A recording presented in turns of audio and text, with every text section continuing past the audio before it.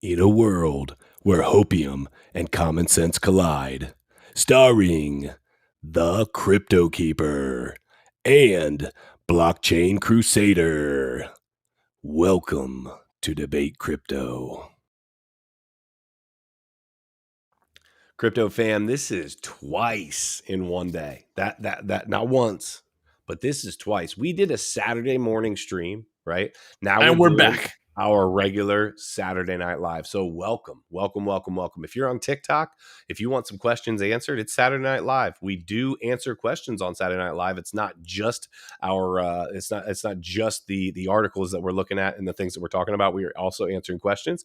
So make sure you come on over to Debate Crypto on YouTube. Make sure you guys subscribe. Just as a reminder, we're giving away $500 2 days before Christmas. So if you want to just randomly get $500, if you think that would help and be nice for Christmas, right?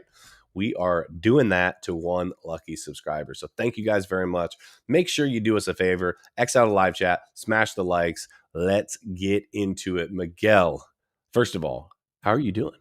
Dude, I'm pumped. You know our conversation in the background. I'm pumped. Let's get it going.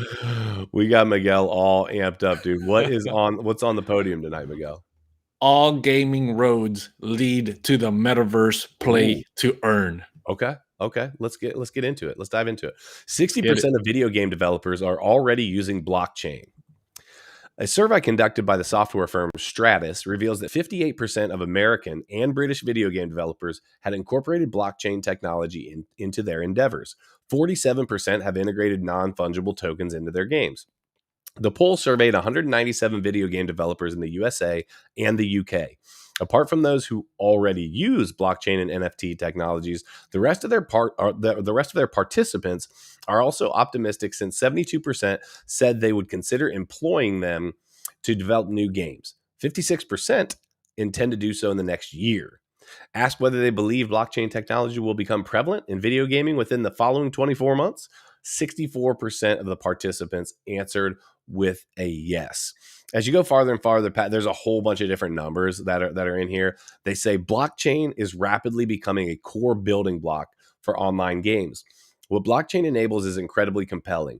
Players can now earn cryptocurrency while playing and trade digital goods both within and across games. Miguel, before you dive into this, I just want to touch on one thing.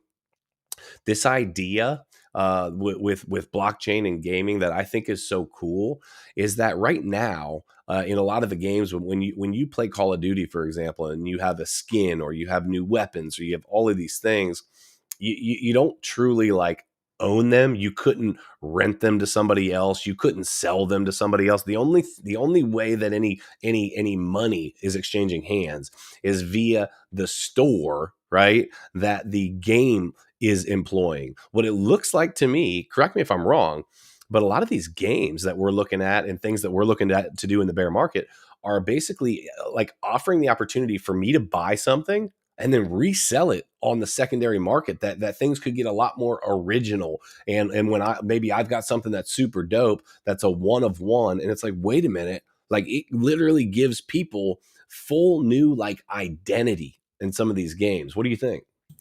Yes. So I am 100% super bullish on anything like that. There was a game. The game is called Diablo 3. When it first released back in 2012, 2013, whatever it was, I remember playing it. And this game released in auction house. So whatever in-game items you would find, you could literally sell it in the auction house. And you had two options. You can sell it for in-game currency, right? The gold that you would use in the game, not redeemable for cash. Okay. But the auction house had a for cash option, so you could actually sell your item instead of for in-game currency. You could sell it for real life cash. So people would grind in the game, finding the rarest items possible and crafting the rarest items possible, and then putting them up in the auction house and selling it. There was a kid, I remember he was like maybe 14, 15 around that time. He came out on the news article talking about how he was making close to $4,000 a month on his own playing that computer game, right? Diablo 3. I played Diablo 3. I never made that much money. I never made money like that at all. It was super difficult to grind to get these high level items. So this guy had a huge gaming IQ in the game, knew the game inside out.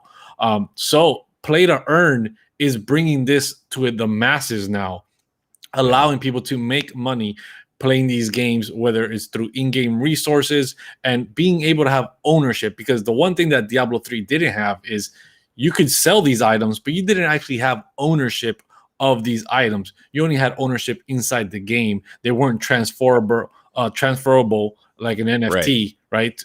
To a wallet where you can flex on them people, right? Like, boom, I got this, right? It literally said, oh, sorry, I thought you were done. Go ahead. No. So I was just saying, like, people, the gamers of all people, right? We have Dr. Disrespect. What's his thing? His thing is flexing on other people, talking to them about how much they're trash and how much better he is. So gamers are all about flexing on other people, and now being able to have ownership over legendary skins on your either on your gun, on your character, or whatever item, and flexing on these people just walking around with your legendary item that you have ownership, whether it's 1 of 1 or maybe 1 of 100, maybe 1 of 1,000, and there's thousands, millions of people playing the game. There's only 1,000 copies of one item. You're one of those 1,000. You're going to be flexing on them people.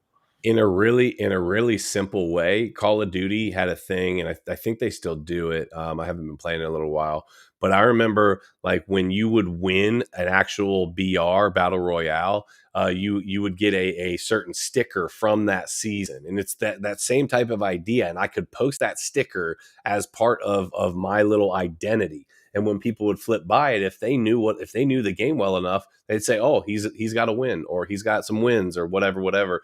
I think it's a cool idea. This actually goes a little further in, and it says, "What is play to earn?" Because you know how we do things. We always want to explain things, make them simple to help you make better decisions in the future. Play to earn is a business model where users get to play a game and earn appreciating in-game assets while doing it. The key component in this model is to give gamers ownership, like you were just talking about, Miguel, over those assets and enable them to increase their value by playing the game actively. Usually in the crypto world, defining the ownership is possible through the use of NFTs, non-fungible tokens. The main idea of play to earn is to reward players for putting their time and effort into the game. By participating in a specific game, players create value for other gamers in the ecosystem and the developers. In turn, they receive a reward in the form of potentially appreciating in-game assets, which can be a certain type of cryptocurrency. Some of the most famous examples of such games include Axie Infinity, Decentraland, and the Sandbox. You know, Miguel, I think it's a very simple but a wild idea. The idea is that there is the market. People do play these games. People do love these games, and people do love to distinguish themselves within the games. So I think there is a massive market that Axie had tapped into, that Decentraland is trying to tap into, that all of these different games, Illuvium's coming out, and they're tapping into the idea that, wait a minute, customers are willing. I mean, look at the land prices on Illuvium. It's disgusting, right? People are willing to say, you know what? I own this piece. I own this piece of land in Illuvium. And when you're playing, daggone it, you will pay your taxes when you're on my land. You know what I mean? Or whatever, right? That's what a flex, right? You now own part of the video game. And I think it's ingenious, because think about this. Okay, so we've always played video games, and the only form of payment was right off the bat. You would buy the game from the developer, from the software company, whatever, right? And then boom, that's it. And then maybe they'd have a store where you could buy some things, whatever. This encourages, because I didn't understand it at first. I didn't really understand, like, wait a minute, how are they going to pay you to play this game? But what I didn't understand was that, think about how encouraging it is to want to play a game when you know that you literally can play this game and earn money. How many more people are going to be spending time playing these games? How many more people are then going to be joining in on and a part of that secondary market? And I all but guarantee you there will be, albeit minute, but there will be massive amounts of them, financial, just small fees associated with the secondary market. And get yourself stretched out, Miguel. Give it to me, bro. I see you're ready. I'm bringing the heat, bro. So I gotta stay limber. Yeah, I gotta stay limber. So I'm bringing the heat. What you got? What people don't realize is the reason why they will pay you to play their game is because big tech has realized that it's all about grabbing your attention. So if they need to pay you to have your attention, what does TikTok do? They incentivize you to be on the platform for as long as possible. Yeah. Why do videos get more views than others? Because they get more engagement, right? People stay on longer when they watch certain videos that get good engagement, and that way that video gets promoted to more people to suck more people in and keep them in for those 30 seconds, 60 Yeah. seconds, 3 minutes, whatever it is, and keep scrolling and scrolling. So they need to keep your attention. And what are these play to earn games going to do? They're going to pay you for your attention, because even though they're paying you for your attention, your metadata, your attention is valuable to them. At the same time, the reason why they can afford to pay you is because, like you said, every metaverse, every play to earn game releases land. They release their own token, aka they get fundraising, right? Everybody's investing in the token before the project is even released. They're already making money because they have reserves of that token for themselves. They're making a boatload of money. Then they start selling you land. They start selling you items. They start selling you legendary swords, legendary armor, legendary this, and buy. And then you play the game and you earn while playing the game. But they're always selling you something along the lines. And then they let you resell. So they are making money left and right, hand over fist, with everything that they're releasing. That's why they can pay you. And they want to keep you on their platform. They understand that the digital world is becoming bigger and bigger and bigger, and more competitive, more competition in video games, more competition in the metaverse. And the way to succeed is by sucking you in and keeping you in longer in there with your attention span. And they're doing that by incentivizing you to pay. Where do you go? Would you go to Celsius or would you go to BlockFi? Who pays you better? Whoever pays you better, that's where you're going, right? So play to earn is going to be the same way. Whatever game is making more money or is more profitable and is paying you more for your attention, that's the game people are going to jump into. And the other wild thing that I've noticed, and I thought about it a lot when we went into Decentraland, and there was people running around with the monkey book bag on their back, right? And you pointed it out and you said, "Bro, he's got an Apes 3D." And I said, "Well, how do you know that?" And you said, "Well, that book bag is an NFT showing that he's got that ape or whatever." And I was like, "Oh, okay, cool, whatever." But as I started to think about it, literally that is advertising for that NFT. And so what I think is going to happen is, as these games become interoperable, people are going to be seeing each other in this metaverse, right? Or they're going to be seeing a character or a representation of whatever, doesn't matter. But each of those characters are going to essentially be carrying advertising signs. And whatever it may be, people are going to look at, like maybe Illuvium, for example, right? That's coming out. That's a big thing. Maybe Illuvium has like a special type of shield or sword or sash or whatever. And you can carry that around with your avatar throughout maybe just Decentraland, right? And then people will say, "Oh man, that's dope. I want one of those. Where did you get that?" "Oh, well, you can only get it playing Illuvium." "Oh, bro, what do I got to do? How do I get there? What do I need to do?" And I think it's literally a way to advertise now. The adverts, right, are changing. The way that people are making money is changing, right? Advertising has moved over into social media, right? Guys, I can't tell you the amount of money that that these companies are throwing around. If I showed you my email inbox from the amount of money that they are offering for me to shill you these freaking wild ass projects, it's crazy, right? This is the reality of where advertising is headed and is currently in the space. Yeah. So Landshark over here has a great comment. It says Fortnite is a free game worth billions of dollars. With a B, billion. Yes, exactly, right. Why? How are they worth so much when they don't charge you to play the game? It's a free platform. Well, you tell me, Miguel, would you? Well, first of all, they sell you skins. They sell you all these microtransactions, right? GTA 5 does the same thing. Why is GTA 5 still around after so many years? It's microtransaction after microtransaction, buying the latest Humvee, buying the latest car, buying the latest airplane that can blow you up in 2 seconds, buying the biggest missiles, buying flying motorcycles, all this craziness.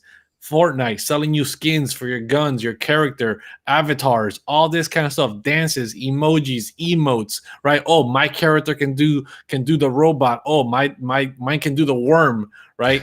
And it's like, so everyone's flexing on everyone and saying, well, I bought this, I can afford it, right? The only difference is here with Fortnite and GTA 5 is you don't actually have ownership over any of these things. These things are owned by the game and everyone can have one. Meanwhile, they can buy it. NFT blockchain gaming will make it more rare, where only thousands or maybe only hundreds will be able to get a certain item, which will give it a lot more value, and they can hold on to it. Even if they don't play the game, they have that NFT that they can sell on a second market and never have to be back on the game again. Yeah. They can own land, right? Big shout out here. Saw this TikTok, Mac Lorden talking about he was planning on buying some real estate, buying some land for investment. And then he said, wait a minute, I think I'm just going to buy digital land instead. Why? Because it's less of a headache. Real land takes paperwork, takes a bunch of money, takes time to invest in, build it up, all this extra work that you need to do. You can't move away too far. Now you need somebody managing the land, aka yada, yada, yada. Digital land, you take it with you wherever you go. Doesn't take any extra outside forces to manage the land. You just own it, and it either pays you in passive or you can resell it later, and it's wherever you go, you can take it with you. So why not buy digital land over real land? I understand some people are still, they're still earthly attached and they don't want to let go of the physical world. But guys, we need to go into the next phase, and it's digital, baby. We got to let go of our earthly attachments.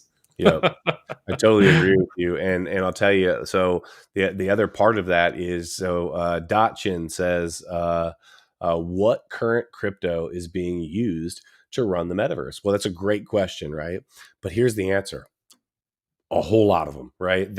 Right now, these multiple different metaverses are operating on different blockchains. They're operating on different networks, and therefore they have different assets to allocate and to right. So, like Blocktopia, for example, that's just being built up and it's evolving, and they have block tokens, right? And here's where I think it gets really interesting. So you've got all these. So Decentraland has mana, right? There's Sandbox has sand. So they have all of these different assets for different worlds. I think, and maybe I'll be wrong saying this, but I think at some point, I think there will be some sort of a, how Bitcoin and Ethereum almost across the board, if you told somebody, hey, just go ahead and pay me, and you said, what do you want? You want Bitcoin? You want ETH? Right? You know how pretty much everybody would say, oh, yeah. Either way, send it. Right? Yeah. I think that we're going to get to a point where either the money, the exchange of value in the metaverse is going to be so fluid and so simple, but I think there needs to be either interoperability where they can flop between the assets, which is going to be a liquidity type of an issue. So I don't think it's going to be that. I think it's going to be more, there is going to be a set standard of, okay, here is what we all accept, right? And so you can go ahead and pay in whatever it is you want to pay in, but ultimately a conversion is going to happen somewhere, and it is going to convert to, we'll just say, Bitcoin or ETH or whatever the case may be. So right now, the short answer is there's no one currency whatsoever. The long answer being what I just gave you, where I think, hey, things over time, I think we'll be working hard to be interoperable. Miguel was actually talking about that with IOTA today, some of the things that they are doing as it relates to the metaverse. And I just think there's a lot of wild things going on that we have no idea what's truly incoming. I think it's crazy. I think it's before I continue on what you were saying. So Aaron's asking, how do I get the $500 giveaway? Yeah. To get into the $500 giveaway, all you need to do is hit that subscribe button, guys. Hit that subscribe button on Debate Crypto here, and you are entered to win the $500 before Christmas. It's that simple. So back to what you were saying. Yes,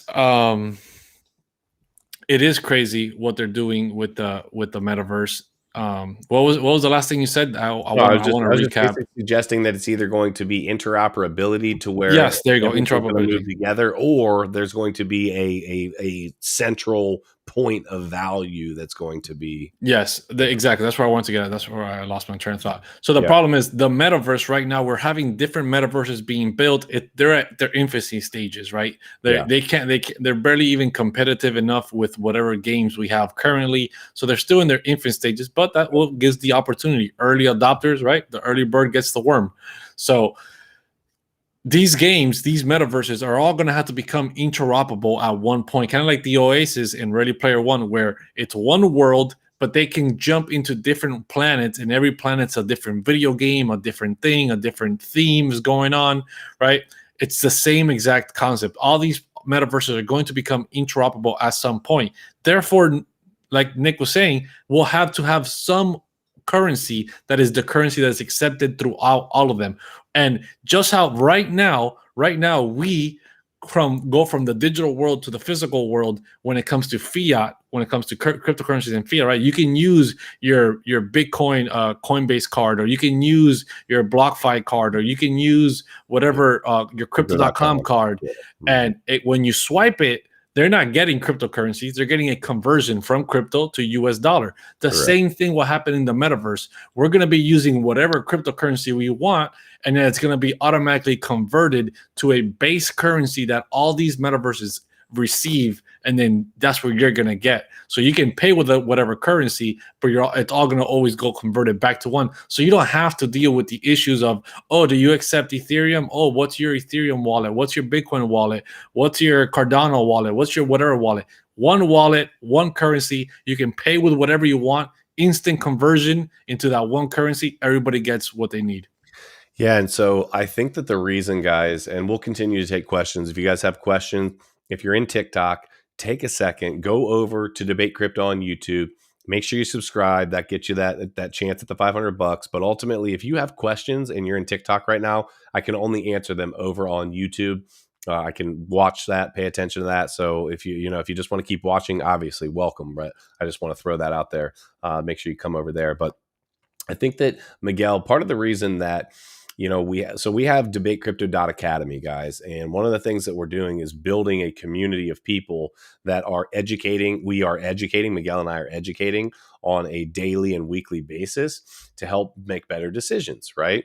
We're not financial advisors. We're not giving financial advice, but we are sharing together the knowledge we have to help build a foundation more like ready to grab this crypto bull by the horn, so to speak. And part of what we're doing and I'm looking forward to it. This bear market. Listen, so many, and you guys a lot of people wouldn't understand this because they haven't been around for one. But I can tell you that if this bear market is anything like the last one, there is a point where it is depressing, right? It is absolutely just, oh my gosh, my portfolio is just giving me a headache and nothing's going on. And even when I do hear some news about something, it doesn't pump the price much at all, maybe a couple percent, blah. So, but what I'm interested in seeing is what's going to happen with the metaverse, what's going to happen with these games, right? And what we're planning on doing is diving and digging deeper into these things, because it's a developing asset class and it is an ever-changing part of crypto. And even if they take a massive hit, just like everything else, which side note, I believe that they will, we are looking at figuring out, what does this opportunity look like? And we need to figure that out. And we believe that we can figure that out better as a team, where a whole bunch of us can be getting into a game, working together, trying to figure out X, Y, Z. Does this work? Does that work? No, this doesn't work. Let's work together on this. Yes. Let's do this. Let's do that. There's opportunity where there's teamwork, guys. And so ultimately, that is one of the things that we're trying to do in this upcoming bear market. Yeah, the teamwork makes the dream work. And to play these games, you got to understand there's going to be a lot of competition in these games. You're not going to be the only one that's going to want to make a full-time salary and quit their day job to play a video game all day long. There are hundreds of gamers already, hundreds of thousands of gamers already that are professional, either professional gamers or just professional streamers that just stay home playing games all day, and they're good at it. They're definitely going to get involved in play to earn games one way or another. So you're going to have competition, and there's going to be a lot of people in crypto that might be new to gaming, but they're going to want to jump all over the opportunity as well. So the best way to take advantage of these play to earn games is working with a tight knit community, because when somebody finds out, hey, this is a profitable strategy, by the time you see a YouTube video about it, it's too late. Yeah. It's already being exploited by a bunch of people, and either it gets patched and it goes away, or there's just no way to be competitive anymore because there's 100 million people doing it already. Yeah. So the best way to stay competitive is to have a tight-knit community that keeps secrets, hush hush, and work towards bettering each other to be as competitive as possible, whether it's working together to help each other, protect each other in the game from getting attacked. Some of these games are going to be it's not going to be only PvE, which is player versus environment. It's going to be PvP, which is player versus player, and you might be trying to extract a resource or carry something from point A to point B, and you might get attacked by an unfriendly player that's going to try to steal your loot or your NFT or whatever and resell it for themselves. So you're going to need protection. You're going to need collaboration between players. Being a solo player is only for the animes. It's very difficult to be extremely profitable as a solo player. Yeah, I think there's going to be all sorts of the co-op type stuff that is going to be very beneficial for people to be able, and it's going to be fun too, right? We're literally going to have the DCA fam, as we call it, Debate Crypto Academy fam, right? We're going to be talking about and working together on strategically setting up game plans through some of these different play to earns, through some metaverse stuff. And at the end of the day, guys, listen, it is our opportunity to stack, right? Prices should be low. Things should be kind of, quote unquote, chill, if you will. And it is a time to take advantage of using this right here. We're going to use our brains. And I will tell you that Miguel's brain combined with my brain makes a better brain. I know that sounds crazy, guys. Putting Miguel's brain on my brain, it's like, whoa, I don't know if I can handle anymore, right? But for real, two people always, when Miguel and I talk outside of the streams, I'll give you a good example. Like we talk about space. We have we have some very similar thought processes on a number of things, but there's also a number of things that we will talk about and say, whoa. We call it debate crypto because Miguel and I love to have little debates on topics, right? And ultimately, the goal is to be able to do that within live streams and bringing people on. And we've been really working on getting that little debate vibe, right? Because we enjoy it. We enjoy debating topics that maybe aren't just your regular everyday topics. And so being able to have more than one person thinking on and talking about the same topic gives opportunity like no other. I think that it's absolutely, you would be remiss by not understanding that multiple people can almost always do better than one person on their own. So I want to answer a question here from Tyler. He's saying, is there a project that is connecting all the metaverses seamlessly? Currently, to my knowledge, there is no project that's trying to do this. Right now, they're just trying to build out the metaverses. Everybody's working on individual metaverses. Yeah. Same way that all the blockchains right now have been building themselves, and they're completely isolated. And that's why interoperability in between blockchains is such a huge thing that hasn't been fully solved yet. Polkadot, Cosmos, they're trying to solve these issues, but it hasn't been done yet. So therefore, the metaverse is way behind crypto in general when it comes to that kind of aspect. So they're just still trying to build up their own networks, their own universes before they even get involved with interoperability. So that's why I said the metaverse is still very, very in the infancy stage. So it's still early. Any project that does try to do this or achieve doing this will be huge. I completely agree with that statement.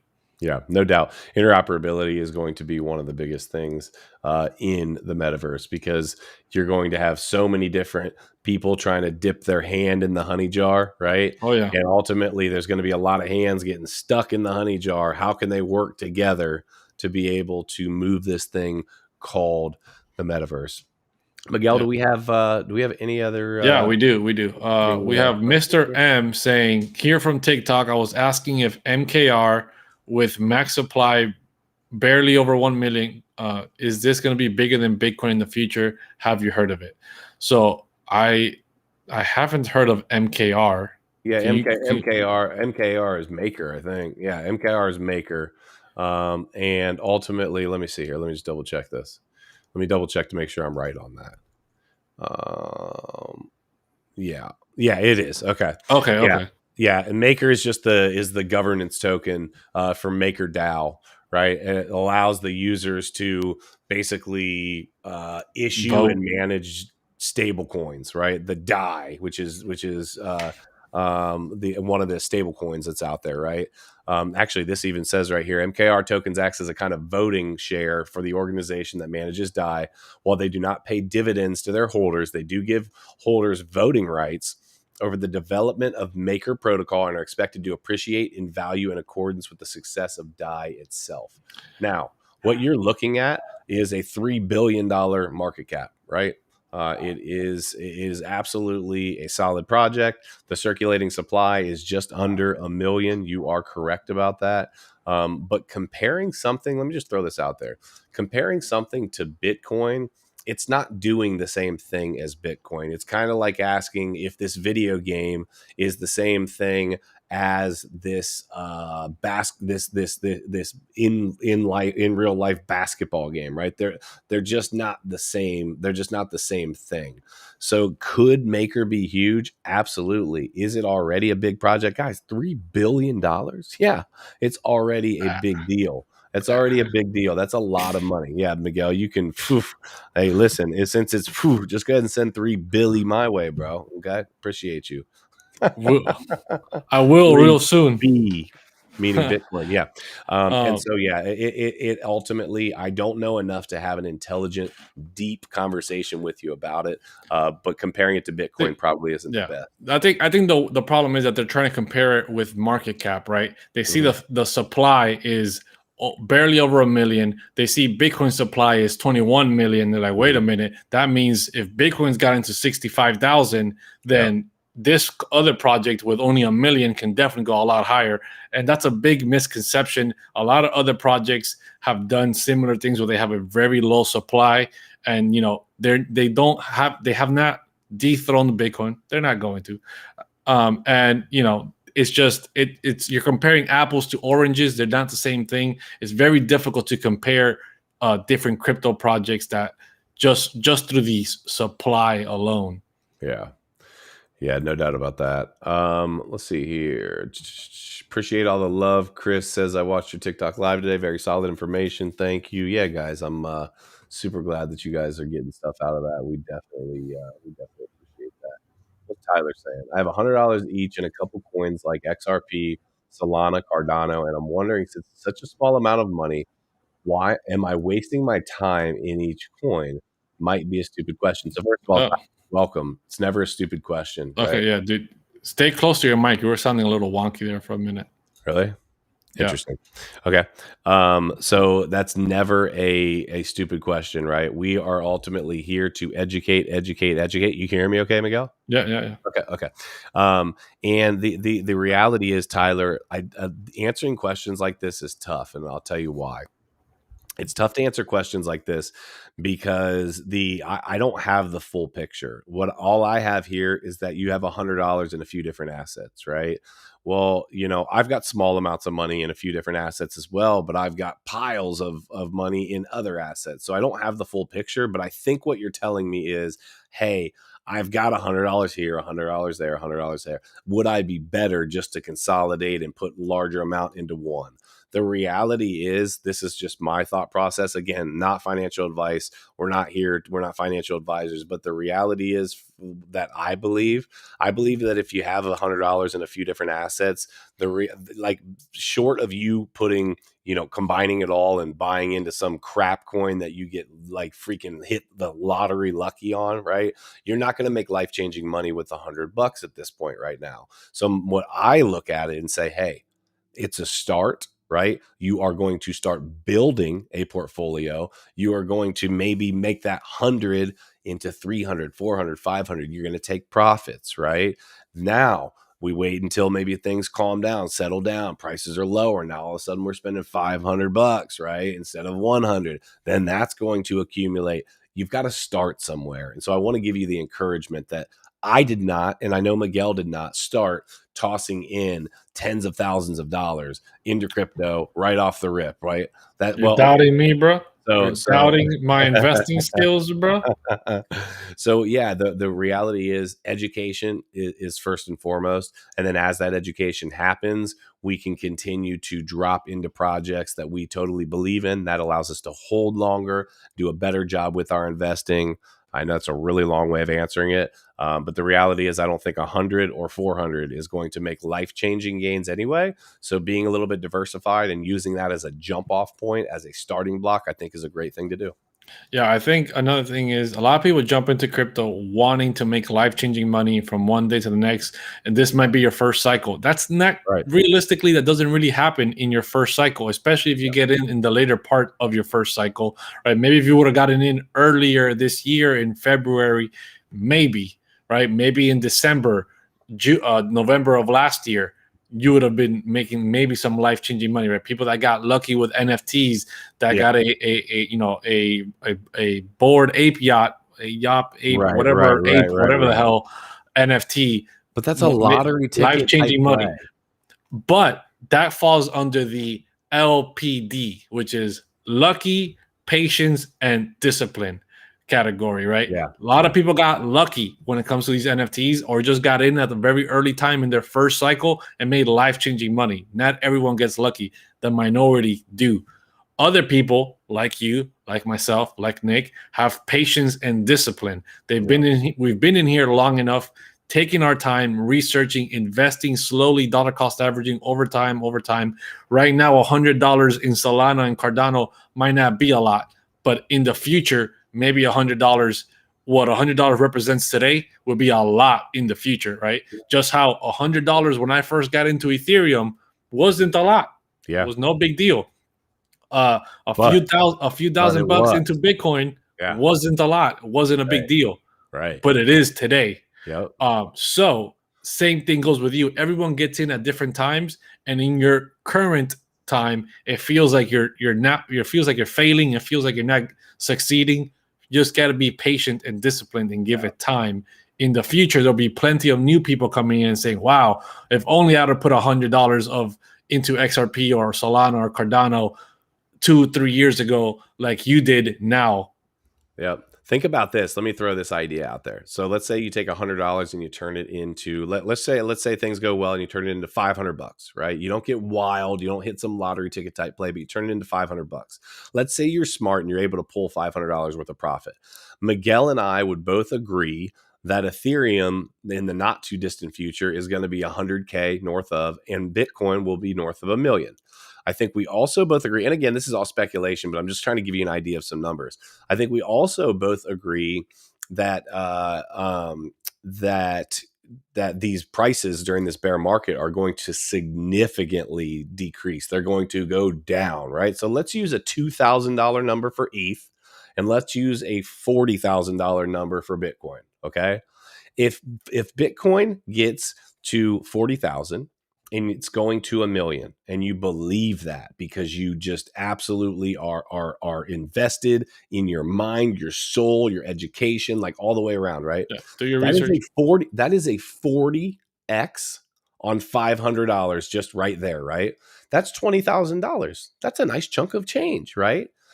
ETH, if it goes to 2,000 and it goes to 100K, right? That's 50 times your money. 50 times your $500. is $25,000. Now, what we're not putting in there is any other type of plays that you've made no other money along the way, that you haven't been able to accumulate, that you haven't been able to do any of these things. What I want to show you is that buying these dips, buying towards the bottom and continuing to accumulate over the long haul will absolutely make you money. And it will do more than just make you money. It can and will change your life. Literally, Miguel and I are experiencing it. Don't know what else to say. It's just a fact. You know what I mean? Yeah, I completely agree. Just give me a second here. Yeah, no worries. So, I guess I just want to throw out there that give you a little bit of encouragement. You are still early, right? Don't let anybody tell you that it's too late, because I don't believe that it is, right? There is still opportunity, and there's a lot of projects out there too that are just coming onto the scene. Maybe you do a bunch of research and you make a really good decision. Maybe you make two really good decisions and you buy into a Bitcoin-esque, an Ethereum-esque, a Cardano-esque project that 100x's, 200x's, 1000x's, whatever. It's not that wild of an idea to hear that. So what we always suggest, education. Understand what you're investing in, understand why you're investing in it. That will then give you what Miguel was talking about, the patience and the discipline. Yeah, 100%. And Tyler, don't worry about it. Ask your question. What's your question about NFTs? If you have a question, drop it, guys. Anybody that has a question, drop your question. We're going to get to it. That's what the Saturday Night Lives are for. Yeah, So don't worry about taking other people's time. If somebody wants, maybe they don't have a question to ask, and maybe they're waiting for a question like yours to come around and say, "Well, that's a great question." So drop it in the comments, guys. So can I punt your dog, Miguel? Can I come over and punt your dog? We actually do not support any type of violence towards animals. I was absolutely kidding, guys. Let's see here. What else we got? I will just say this, just because a couple of people, or Land Shark, or somebody was asking, Cat Girl projects like Cat Girl. In my estimation, I don't get into what I consider to be crap coins. They're just not for me. Can you make money on them? Absolutely. Can you make money on anything in the crypto markets? Absolutely. However, that doesn't mean that you're buying into an asset that is, without risk. And these crap coins have the ultimate amount of risk. And if somebody says, well, wait a minute, they've got this platform and that platform and this, that, and the third.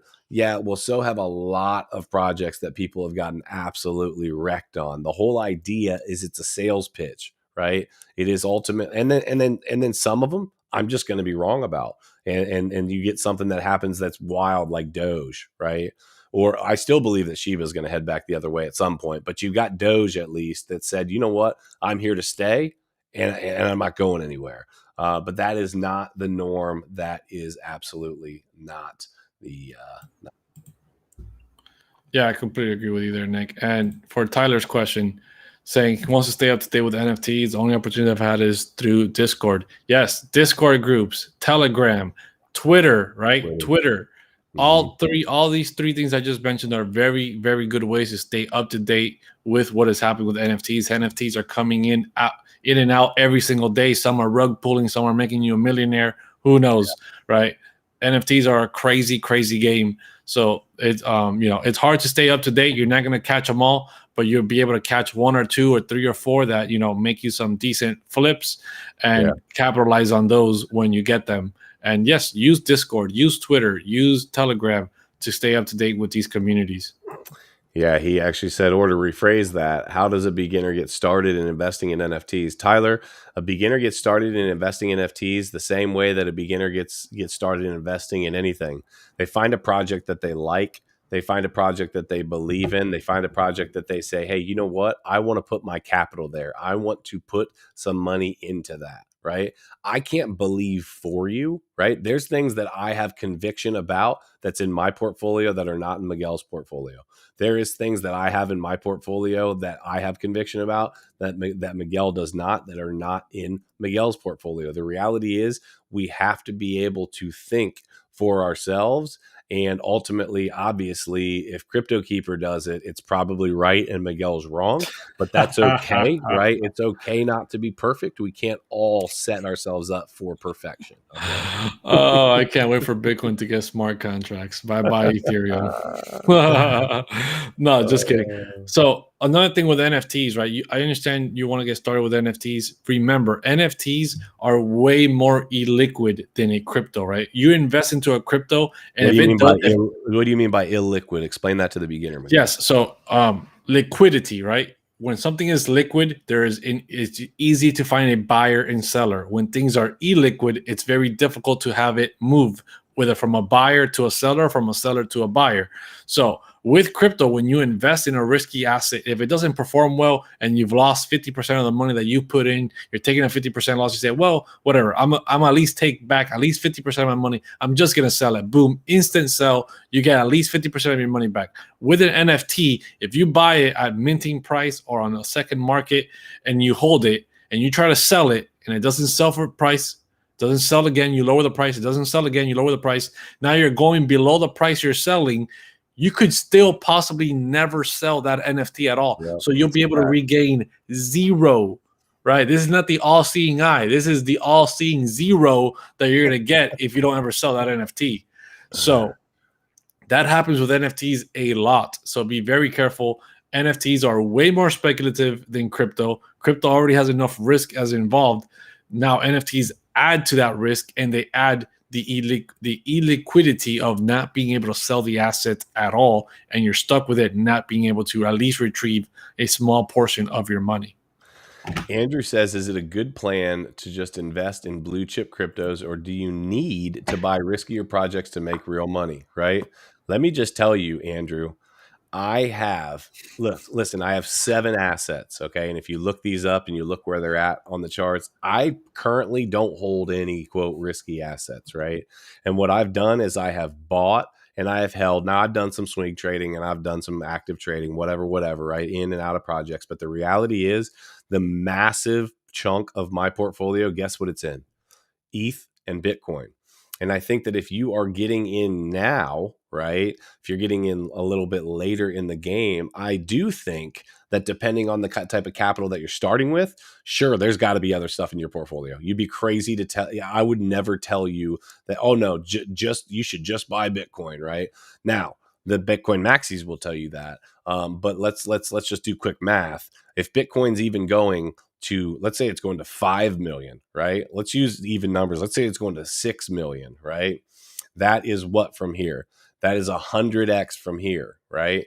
So even to get to that $1 million mark, you'd have to be starting with 10 grand at that point, right? So I guess all I'm getting at is, yes, you're going to need to invest in other projects as well, but the long term, the long game, the continuing to dollar cost average, the continuing to take profits and then put it into another asset.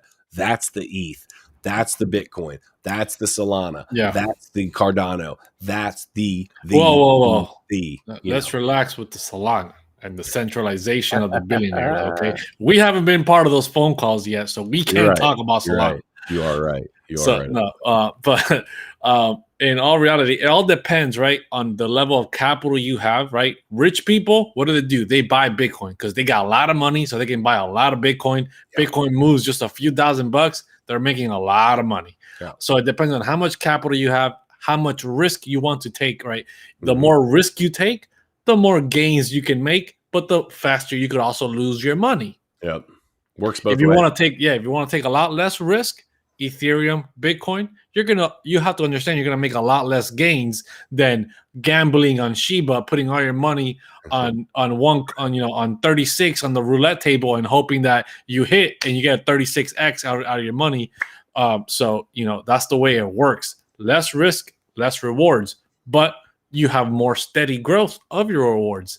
Yep. More risk, more gains. It's like options trading in the stock market, right? If you just got into the stock market, I would never suggest you jumping into options. Now, you're thinking, well, wait a minute, can't I make a lot more money with options? Sure, you can. But I will bet you that 9.5 times out of 10, you getting into options trading right off the rip, not truly understanding how to trade options or what the markets look like, you are going to lose. And that's not me being, a negative ninny, right? I'm just telling you that that's the facts. That is the statistics. And statistically, right, the best chance that you have to win long term is to buy and hold.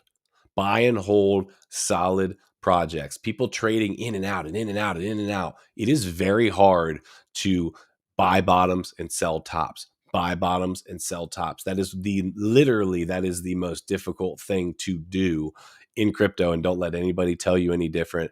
It is. But being diversified, I guess the big picture of what's being asked here, being diversified is a very good thing. But just keep in mind, you can be over diversified as well. These have to work for you, for your risk tolerance, for the amount of money that you're putting in. Are you long term, medium term, short term? Can you afford to lose that money if you woke up tomorrow? Would your bills still get paid if your portfolio was gone? There's so many questions that need to be answered before you can really jump into that. When I got into crypto, we had this conversation on the phone the other day. I'm not going to say it the way I said it on the phone, but my mentality was, look, I come from an average home.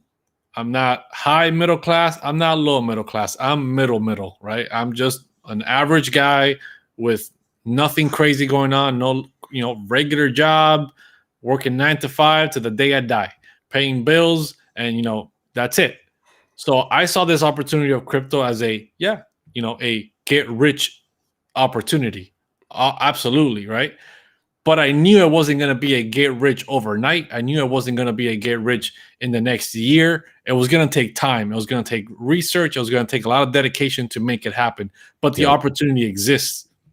And I decided I don't have a lot of capital. I don't have hundreds of thousands of dollars. I don't have, I only have small amounts of money that I can put in. But that small amount at that time, forward thinking, I will say, I did the math. I was like, it can make me a millionaire or whatever. Right? It can make me financially free.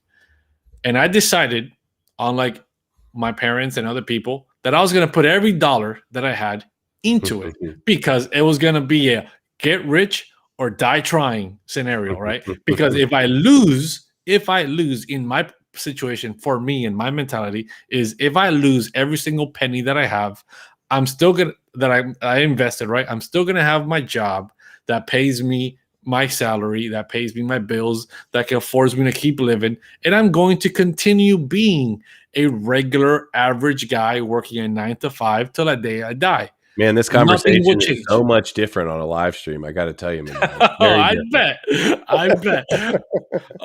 I'm just going to be an average guy for the rest of my life, the same way I've been. So I'm not really losing much besides the 401k. So when you retire at 60 and you're all decrepit, you can retire with $1 million, right? That's the only thing I'm losing. But who knows if I'm going to make it to 60? Maybe I don't, right?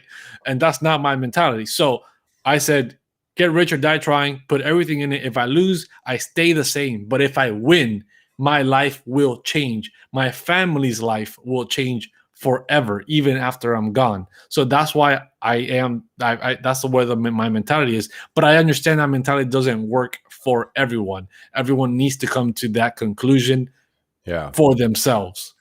Tyler, I would love for you to all hear the phone version. However, I believe that we would get banned immediately. It would be not a good evening in YouTube world.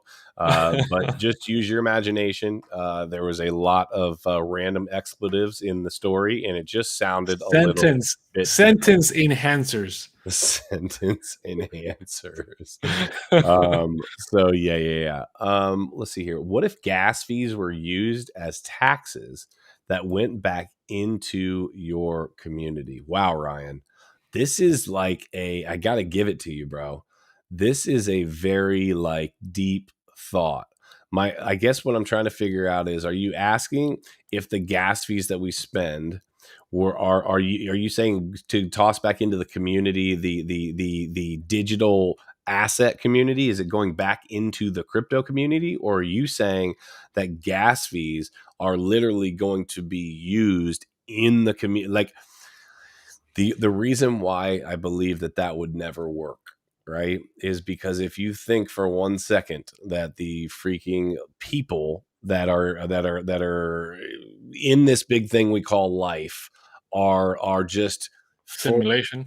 of the simulation, yeah, are just full of this, like, feeling that they need to help others and take care of others and da da da da. No, I hate to say it, but there's a lot of people that want to do good and that do good and try to do good and blah, blah, blah, blah. But the reality is it's a dog eat dog world, and people are out for number one, and that's me, right? They are interested in themselves. What can they do for their family? What can they do to get theirs? Even the people that have this philanthropic like thing that they want to do, and this isn't me being negative, this is just a reality. They will tell you that if you said, "Hey, I'm going to shut everything down that you know as you know life, as with in terms of life as you know it," what do you think they're going to look out for immediately? They're going to look out for themselves. They're going to look out for their family. So I don't think that there's a problem with that. I guess what I'm getting at is taxes are just a Taxes are theft. Okay, let's just be clear about that. yeah, Taxes yeah. are theft. They're an If I evil. gotta pay digital taxes, I ain't paying no. It's not happening. Yeah. So, Yep. um, But Ryan's right. He says it always gives away to corruption. You're not wrong, yes, dude. no, I agree. I Ultimately, agree. we're corrupt as hell. Look at what the Clintons have done with their private foundations, foundations of charity and work. Look what they've done. Yeah. Lots of good that's done for a lot of people, right? It's all about making money for themselves and evading taxes one way or another. Yeah. So it's corruption is at its best. And every time you're gonna give something away for the community, trust me, there's gonna be somebody behind the scenes somewhere sucking that money in and saying, yeah, it's going to X, Y, and Z. Look what happened with Elon Musk, right? They were saying how Elon Musk, I think it was only 6% of his salary could end world hunger. And he pretty much came out and said, hey, if you can show me the math where that is true, I'll give you the money. And you need to show me where every penny goes. Yeah. And I'll give you the money. It's yours. Take it. Yeah. And it won't Crickets. No. Crickets. Yeah, Crickets. it will not happen. The reality is we unfortunately live in a society that values number one, and it's myself. I feel like if we were able to do something like that, so part of the reason that I'm a Christian, part of the reason that I go to church is it's a value proposition. I hate to call it that, but ultimately it is, right? You believe in something. You have a group of believers that surround you, that you talk to, that you interact with, right? You all have a common central figure in your lives, right? That you work towards being like, okay?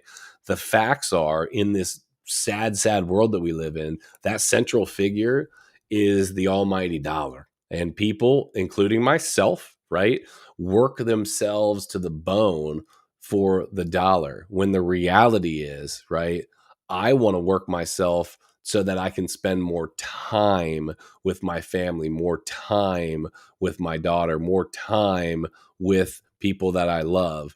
And that, for me, when you hear somebody say time is money, right? What I really mean, if you hear me say that, it's more like, hey, I can make more money to create more time so that I can pay someone else to do something so that I have time to spend with my family. And so I guess what I'm in a really long, convoluted way, I'm trying to say is that the unfortunate part about the life that we live in is that there is too much of a heavy focus on one thing, and that is the almighty dollar, and it will ultimately be the downfall. Yeah. Now, we're on a crypto channel and we're sitting here, I'm saying that, but I'm just giving facts, right? That is definitely where we are headed. That's how people are geared. That's how people are made up. People are inherently greedy. That's why people don't take profits in crypto, because they're greedy. Again, when I say people, I've done it. I have lived this, right?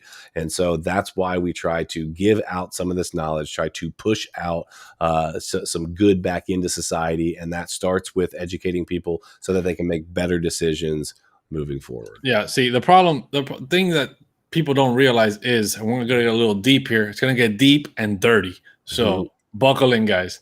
The thing is, people don't realize everyone, we are all whores. Whoa. What do you mean by that? Wait, what? Yes, we all sell ourselves for certain things.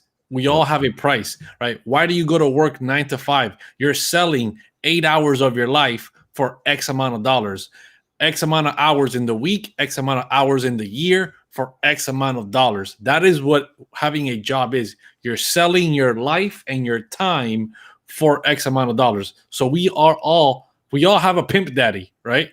And the whole purpose of being financially free is to get away from your pimp daddy and be able to live your life the way you want it without somebody having to tell you, well, now it's time to go to work and do X, Y, and Z for X amount of hours. And then I'll give you this, right? We're trying to regain that independence to be able to enjoy life for what it is, because life is more than just working and paying bills. We are just programmed to believe that life is only about working hard from 18 or 17, whatever it is, until the day you retire at 65. Enjoy the last 10 to 15 years if you can, and then clock out, right? And that's not what life is about. Life is about a lot more things than just that. But we all get wrapped up in this game of life that we're in, that we've been told it's played a certain way when it doesn't need to be played that way. This life doesn't have the rules, the concrete rules that we are given.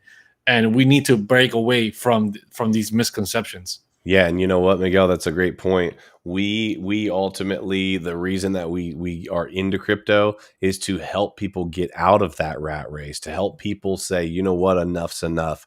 I'm tired of putting my money into a bank where I'm ultimately losing money. Do you guys know, this is a fact? Just look and listen. I think the inflation numbers are actually not even close. I think it's actually a lot higher than what the CPI and what everything else is saying. Trust me.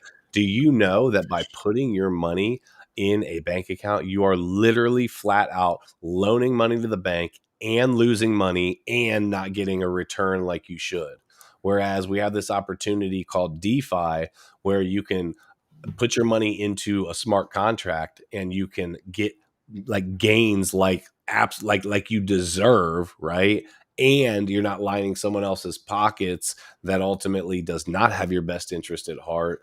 And we can start to make our money work for us. The reality is, if you work all day for $1 and your dollars aren't working for you, I was taught that you are just a good employee. But if you are able to take all of your dollars and put them to work, then you will be able to find financial freedom as a result of that.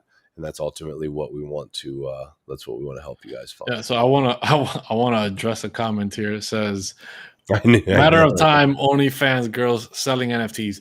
Matter of fact, you want to tell them the story? Is that what you're going to? Oh, I thought. No, that wasn't that. You can tell them that story. There wasn't an OnlyFans girl, but a girl nonetheless, a model somewhere in Europe somewhere, did digitize her body, like literally every part of her body, boom, boom, boom, boom, into different little sectors, made them into NFTs and sold them. And when I mean by different parts, I mean every part. Right. My question was, whoever bought the important parts, I wonder how they went to redeem that. They do have ownership, right? So where do you redeem that coupon? Right? So he's like, okay, I'm gonna take this home with me. You can come if you want, but I only want this part. I don't know. People are literally selling themselves now as NFTs. So are we gonna go back into like some type of like slavery where you're just gonna sell yourself as an NFT? Someone's gonna come knocking and say, "Well, I own you now. Let's go." That's right. Let's go. Oh my gosh, guys. So yeah, listen, crypto fam, I want to remind you guys, if you're in the live chat, do us a favor real quick X out, takes 2 seconds, smash up the likes. That's the hardest part. It's like you guys follow us, you subscribe, you do all these great things, and we just can't get the likes, right? So do that for me, please. Do that for Miguel. Do that for us, right? If you're not subscribed, make sure you do that. We're giving away $500 2 days before Christmas to one lucky subscriber. So make sure you guys do that. If you're in TikTok, obviously come over to YouTube and make sure you're subscribed to Debate Crypto. Guys, we freaking love you.